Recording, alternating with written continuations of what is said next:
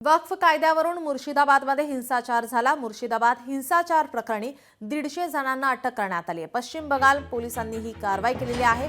शमशेरगंज आणि धुलियानमध्ये पोलीस तैनात करण्यात आलेले आहेत। हिंसाचार झालेल्या भागात केंद्रीय पोलीस दल तैनात करा असे आदेश कोलकाता उच्च न्यायालयाने दिलेले आहेत। पश्चिम बंगाल पोलिसांकडून कारवाई करण्यात आलेली आहे। 150 जणांना या हिंसाचार प्रकरणी अटक करण्यात आलेली आहे। वक्फ सुधारणा कायद्यावरून सुरू झालेल्या हिंसाचारावरून सत्ताधारी तृणमूल काँग्रेस आणि विरोधक भाजपा यांनी एकमेकांवर आरोप प्रत्यारोप केलेले आहेत। तर दंगलग्रस्त भागात पोलिसांच्या मदतीला सीमा सुरक्षा दलाच्या 5 कंपन्या तैनात करण्यात आल्यात। परिस्थिती नियंत्रणात आल्याचं पोलिसांनी सांगितलेलं आहे।